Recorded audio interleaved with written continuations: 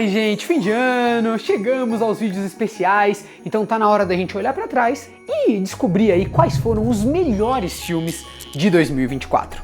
Fim de ano, a agenda tá uma loucura, por isso que eu tô fazendo esses vídeos aqui de fim de ano sozinho, mas se vocês estão com saudades do Bock, vai lá no Instagram dele e enche o saco dele, tá bom? Pro vídeo.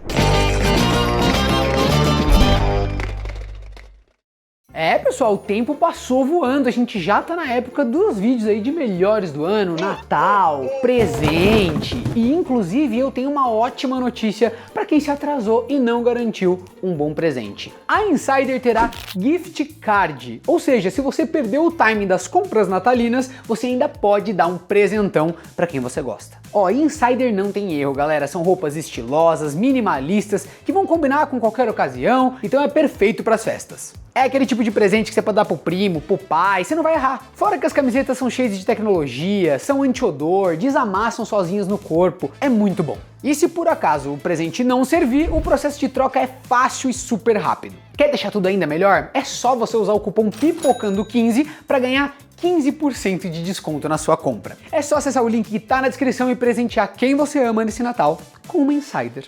Não tem jeito, meu amigo, é Elisão Algaíbe, o negócio é Messias, profeta. Listen, Algaíbe!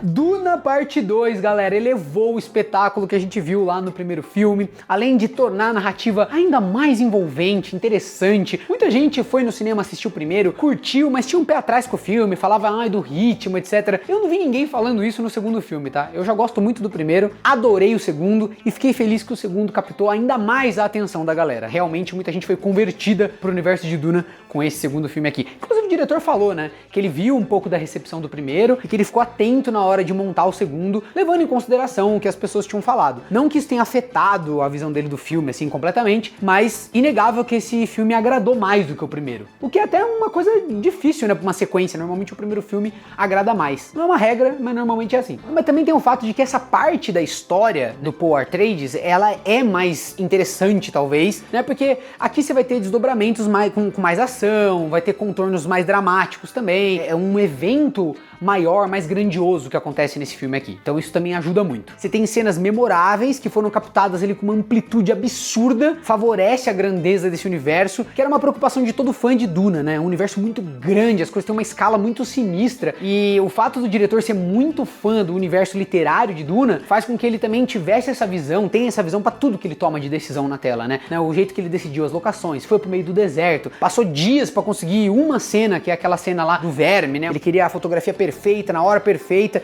e eu acho que valeu muito a pena, porque essa, eu acredito que vai ser uma das cenas da nossa geração aqui de cinema, que vai durar pra história do cinema, sabe? Acho que daqui de 50 anos vão estar olhando essa cena e falando, meu, olha o que os caras conseguiram fazer, de tão grandiosa e bem feita que é essa cena pra mim.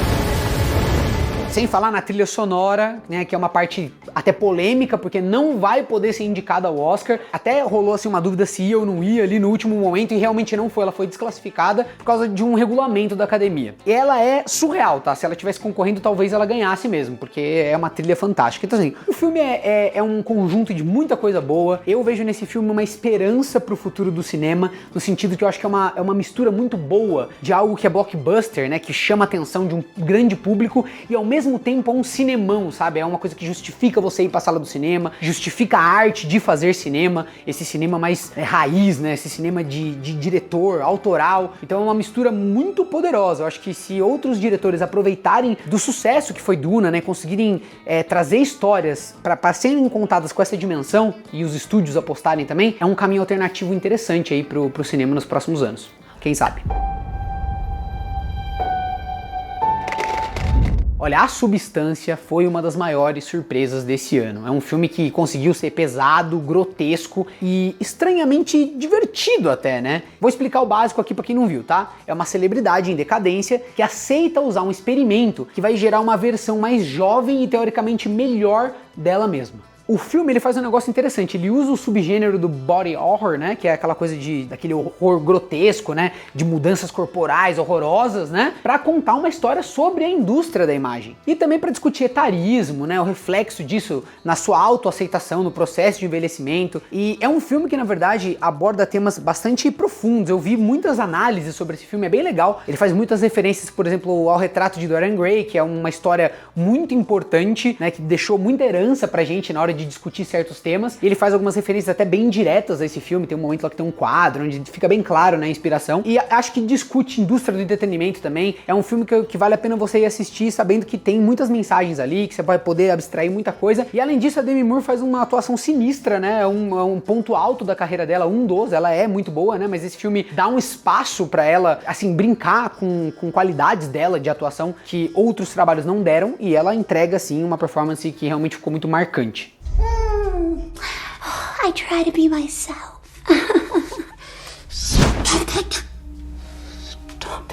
Assim, o público geral achou um pouco estranho o final ali, que vai pra um ponto meio absurdo. Mas assim, deixando claro, em primeiro lugar, não tem nenhuma obrigação de uma obra ser pé no chão, tá? Não é, sei lá, é cinema, galera. Gente, o filme não tem nenhuma obrigação, tá? O filme é a pira da mulher que tava fazendo o filme, tá? Então não tem essa, o enredo pode ir pra qualquer lugar. E assim, é um filme que não te dá nenhuma pista de que ele vai ser pé no chão, porque a premissa inicial do filme já é uma coisa completamente maluca, né? Já é uma abstração, já tá no campo mais lúdico mesmo, então não tinha por que a gente esperar que o filme ia ser super pé no chão e comportadinho. Pelo contrário, né? Alguém mais já bem avisado já saberia que o negócio ia descarrilhar no final. E segundo, que isso envolve até uma ironia na forma de retratar os exageros dessa indústria, né? Além de ser uma homenagem muito legal ao cinema do David Cronenberg, por exemplo.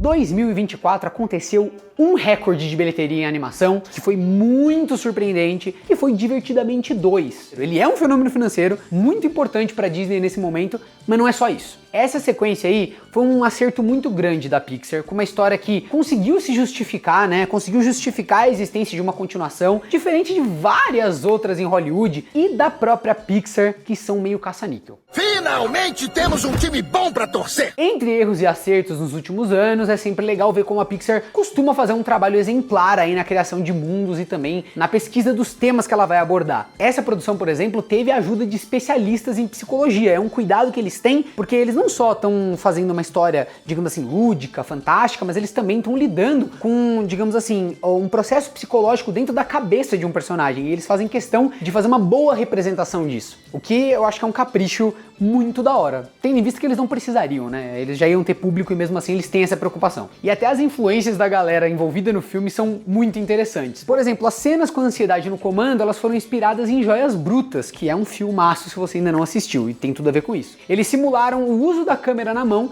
para passar a mesma tensão que a gente sente nas cenas desse filme. Posso anotar? Fazer café? Fazer sua agenda? Olha o cachorro! Carregar sua bolsa! Te ver dormir! Caraca! Você tem muita energia, hein? E além disso, mesmo não entrando pro panteão da Pixar ali, né, dos melhores filmes que eles já fizeram, esse filme tem sim aquele carinho do estúdio pra contar a história, sabe? Quando a gente diferencia, pô, esse é um filme Pixar mesmo, e esse é um filme Pixar. Você sabe o que eu tô falando? Quando a gente fala de um filme Pixar são aqueles que transmitem valores de um jeito emocionante, conseguem falar de coisas profundas, universais, e eu acho que esse filme consegue chegar aí nesse espaço. Divertidamente 2, o filme para sentir tudo em 2024.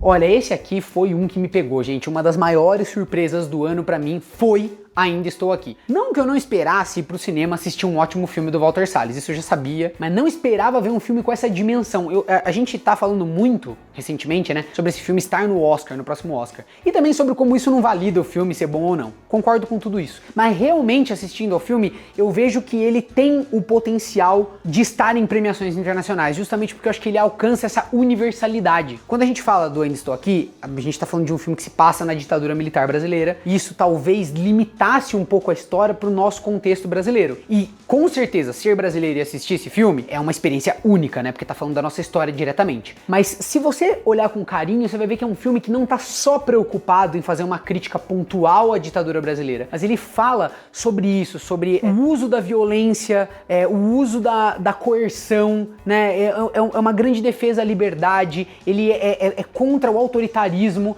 e ao fazer isso, eu acho que o Walter Salles teve uma sensibilidade muito grande de como adaptar o livro, né? Eu Ainda Estou Aqui, pro cinema, justamente porque ele dá um ângulo diferente, ele pega o ângulo da família, do convívio social ali, de como a família, os filhos, os pais, eles conviviam entre si. Ele gasta muito tempo no início do filme para construir esses laços com a gente, e o filme acaba sendo sobre isso, né? Sobre essa mãe que tem que segurar essa barra, tem que fazer essa família continuar funcional, mesmo com a ausência do pai, que sumiu sem ninguém dar nenhuma satisfação. É uma história dramática que muitos brasileiros já conhecem, e aqui é apresentada de uma forma que qualquer pessoa do mundo vai se identificar, e com certeza qualquer um vai conseguir se emocionar, ainda mais pelas atuações, tá? O Selton Mello, fantástico, mas a Fernanda Torres, gente, o que ela consegue fazer nesse filme com pouco, sabe? A atuação contida dela ali, até numas entrevistas ela explica o processo de criação dessa personagem, né? Como ela imagina essa mulher que ela não pode chorar, né? Em muitas situações ela tá ali segurando a onda daquela família. Então você sente aquele drama interno dela pelo olhar, sabe? Então é uma atuação realmente assim estrondosa que justificaria todas as indicações do mundo. Eu acho que é uma das melhores atuações que eu vi esse ano, com certeza. Então, tô torcendo muito, né, como brasileiro, mas também como amante de cinema, que esse filme receba todos os louros aí que ele merece. Porque ele merece mesmo, tá, gente? Eu fui pro cinema querendo torcer pelo Brasil, mas eu me apaixonei pelo filme de verdade. E assim, de quebra, você tem a representação de época de um Brasil maravilhoso, né? Você vê um Rio de Janeiro todo bem caracterizado, coisas muito legais de época que as pessoas foram no cinema e se identificaram, lembraram da época, uma trilha sonora que faz a gente ter orgulho do Brasil, né? Relembrar grandes nomes de sucesso brasileiro, relembrar como esses artistas tiveram que conviver com um período de censura, né? E como eles conseguiram, com a sua genialidade, transcender essa censura. Então, um filme que tem muitas camadas, muita coisa pra oferecer, é riquíssima a experiência de assistir Ainda Estou Aqui. Eu poderia fazer um vídeo de meia hora só disso, né? Então chega de Ainda Estou Aqui, vamos pro próximo item. Pediu o quê? Uma foto menos feliz. Nós vamos sorrir. Sorriam.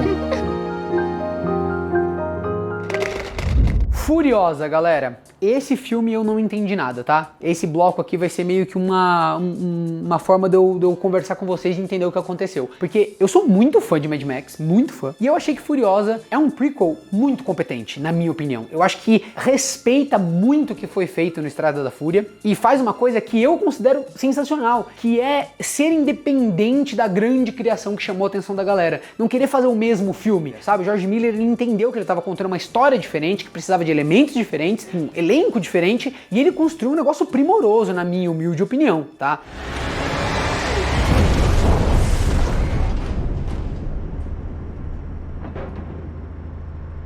Eu acredito que muito da repercussão desse filme, dentro das bolhas que não gostaram, porque foi um filme aclamado, né? Muita gente gostou desse filme, mas muita gente não gostou. E acredito que é um grande exemplo de como a expectativa é inimiga da visão clara, porque as pessoas queriam ir pro cinema assistir Estrada da Fúria. E o pior é que as pessoas não sabem nem o que elas gostam em Estrada da Fúria, sabe? Elas só têm uma nostalgia muito forte com esse filme, né? Um apego muito forte, porque é um filmaço mesmo. E não mostra como o Furiosa é ruim, mostra como Estrada da Fúria é bom e único. A gente não vai ter outro Estrada da Fúria, porque Estrada da Fúria é único, lá dentro do seu escopo, da sua forma. Então Furiosa não erra ao se distanciar, acerta, porque se fosse um filme super parecido, que tentasse ficar ali na rabeira de um filme tão grandioso, ia ser um filme mediano, ou entregar a mesma coisa, não ia ter o efeito que vocês estão imaginando. É aquele exemplo, eu acho que o público muitas vezes não sabe o que quer ver, sabe? E eu prefiro a existência do Furiosa, que é um filme independente, que sim, utiliza, por exemplo, computação gráfica, mas as pessoas exageraram demais, porque estavam apegadas com o fato do Estrada da Fúria ter cenas, por exemplo, né, com muito efeito prático. Aqui também tem efeito prático, mas tem uso de computação gráfica e um uso que na maioria das vezes é competente. Tem uma cena ou outra ali que a gente pode até entrar numas, a gente fala, não, achei que aqui deu pra perceber. Muita gente pegou o aspecto de, a computação gráfica não é tão boa e colocou o filme inteiro dentro sabe assim, levou o filme inteiro junto. Por favor, tem um monte de coisas nesse filme que transcendem uma ou outra cena onde você percebeu um defeito de computação gráfica.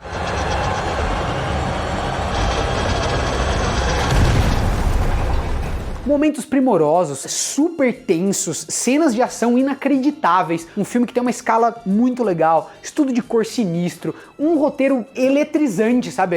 Tem um road movie no meio com fuga. Uma virtude do George Miller que fica muito evidente aqui é como ele enxerga o cinema, como ele tem uma perspectiva única, e ele consegue fazer uma coisa fantástica, que é contar a história usando o que o cinema tem de mais próprio, assim, de mais singular, que é a própria imagem, né? A imagem, o som, a coreografia, tudo isso junto, sem precisar, digamos assim, colocar na boca frases, né? Te contar o que tá acontecendo. O filme simplesmente vai acontecendo, né? Você consegue entender como aquele mundo funciona apenas observando aquele mundo acontecendo na sua frente. Isso juro, é coisa pra gênio. Poucos cineastas conseguem fazer isso. Sei lá, eu acho que daqui de uns anos as pessoas vão reassistir esse filme e falar assim, galera, por que muita gente não gostou desse filme? Pra mim, é um grande mistério, tá? E além do mais, eu acho as atuações desse filme muito legais. A Anya Taylor-Joy tá fantástica. A criança também a criança que interpreta a Furiosa, né, mais jovem, é fantástica também. Acho que a atuação dela é muito boa. Então assim, pessoal, eu saí do cinema muito satisfeito. Queria entender, vocês têm mais uma chance de me explicar por que vocês não gostaram desse filme.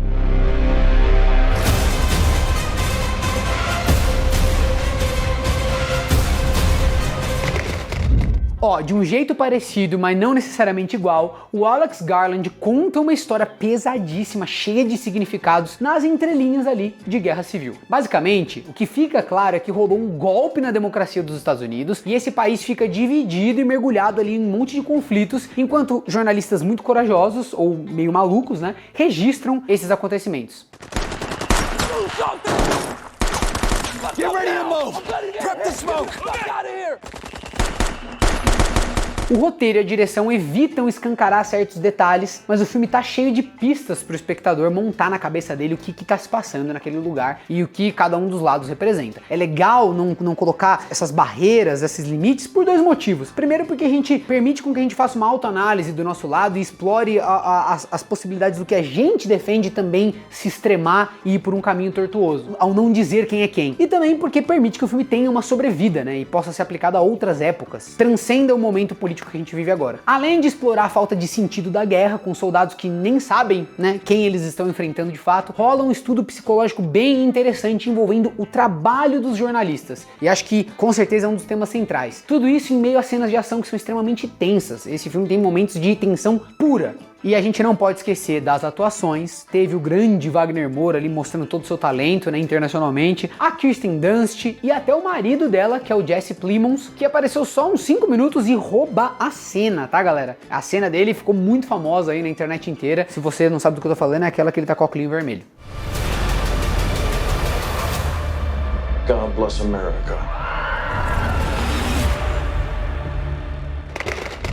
A DreamWorks já se beneficiou algumas vezes de adaptar séries literárias para o cinema. É um caminho bem interessante que eles gostam de usar. E ela fez isso de novo com Robô Selvagem, que é o novo sucesso desse estúdio. A história brinca com ironias sobre a relação entre humanos, natureza e máquinas, o que tem tudo a ver com a nossa época também. Ao mesmo tempo, é um relato muito emocionante sobre maternidade, identidade e a gentileza como uma habilidade de sobrevivência mesmo, né? Uma coisa meio contraintuitiva, porque quando a gente pensa em sobrevivência, a gente pensa naquela coisa, né, arisca, defender os próprios interesses, e aqui é uma proposta avessa a isso, na verdade, né? Essa é uma ideia que o filme herda dos livros, né? Foi uma coisa que o autor pontuou. Do you have any information on how to take care of this unit? They all need to eat, but yours needs to swim and fly. O visual é fantástico, não só por ser uma coisa bonita da gente ver na tela, mas porque ele é extremamente inteligente, tá sempre a favor da narrativa. E para dar um exemplo de onde dá para enxergar isso é nas cores, né, que estão sempre de acordo com a intensidade da cena, ou na maneira como o filme mostra aquela existência vinda de outra realidade se integrando aos poucos à natureza, né? Então o robô ele vai adquirindo as características do lugar onde ele tá. E é da hora porque no primeiro momento, quando o robô começa a se machucar, a gente tem uma certa resistência, a gente fica meio com dó dessas marcas, mas depois essas marcas elas vão ganhando um outro significado, né, de integração. É um filme muito inteligente. Inclusive esse filme aí foi muito indicado, né, ganhou esse ano e foi indicado a todos os prêmios, realmente transcendeu, mostra que a DreamWorks, até com um certo reposicionamento da Pixar, né, um momento difícil da Disney, abriu mais espaço para a DreamWorks brilhar. A DreamWorks é um estúdio genial, né, e aí fez um filme desse. Realmente é uma das animações mais comentadas desse ano. Divertidamente 2 teve todo esse sucesso, mas temos que lembrar, é uma continuação de um filme de extremo sucesso. sucesso, né? Esse é um filme que é uma, digamos assim, uma história nova pro cinema.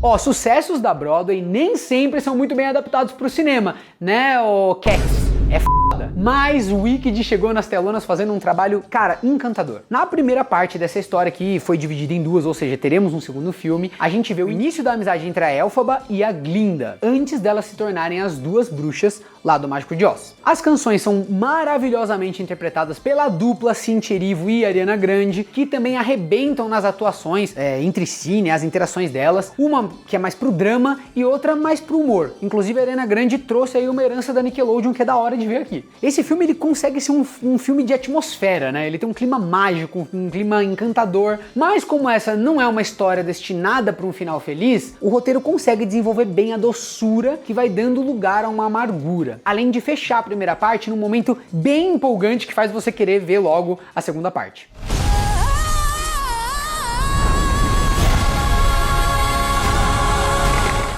Com tantos filmes de ação genéricos saindo por aí, é muito legal saber que o gênero ainda é capaz de mostrar exemplos como Rebel Ridge. Estamos falando de um thriller onde um ex-fuzileiro acaba se metendo numa confusão com a polícia e aí o bicho pega. Pra começar, não é o tipo de produção que só se preocupa em divertir o público, assim, com recursos meio baratos, tá? A trama, ela não hesita em retratar, por exemplo, temas morais, mostrar questões de racismo, corrupção na polícia e muito mais. Só que assim, por mais que tenha esse aspecto, a ação não é deixada de lado, ela é um destaque, na verdade. Você pode esquecer aquelas cenas bem preguiçosas, né, com um monte de corte rápido que você não entende nada que tá acontecendo. Muitos filmes aclamados aí, com muita bilheteria, infelizmente não investem nas coreografias das suas cenas de ação. Não é o que acontece nesse aqui.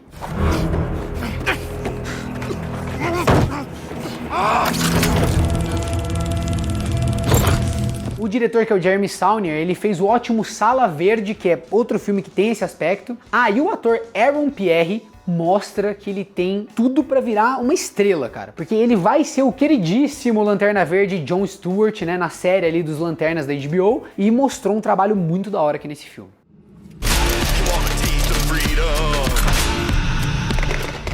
Rivais pode não ser um filme de ação, mas é de uma energia fantástica, tenso do começo ao fim, seja no esporte que ele representa aqui, que é o tênis, ou no drama dos personagens. Melhor ainda, essas coisas se confundem durante, né, a exibição do filme. Vamos lá, dois ex-melhores amigos se enfrentam no tênis, enquanto a trama vai explorar o que aconteceu entre eles e a personagem da Zendaya, que era o interesse amoroso dos dois. É desse filme aqui que saiu, inclusive, uma cena bem famosa que bombou nas redes sociais com a Zendaya.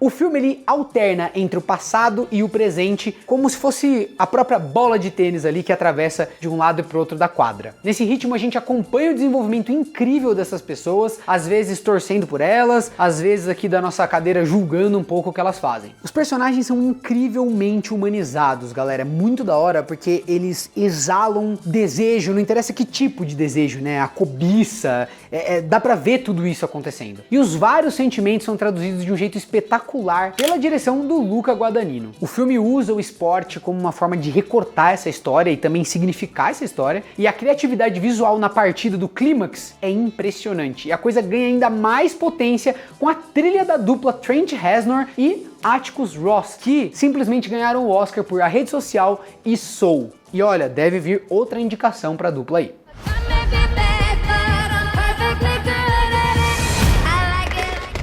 Agora é hora de eu ficar bravo aqui, tá? Porque esse filme é um misto de sentimentos e eu vou começar falando da parte ruim, negativa, que não tem a ver com nada que tá dentro do filme, mas sim com o descaso atual da Warner com um dos maiores cineastas da história, que é o Clint Eastwood, o filme do cara, que é Jurado número 2, mais novo filme, é um cineasta com 92 anos de idade, e o estúdio simplesmente distribuiu o filme, assim, não sei nem se dá pra usar essa palavra. Foram pouquíssimas salas, tanto nos Estados Unidos quanto em outros países, e depois o filme já foi direto pra plataforma Max. E pra vocês terem uma ideia, no Brasil o filme ainda nem tá disponível na Max, então assim, eu acho que era dia 20 de dezembro que ele ia estar disponível, então assista esse filme, cara, é um filmaço.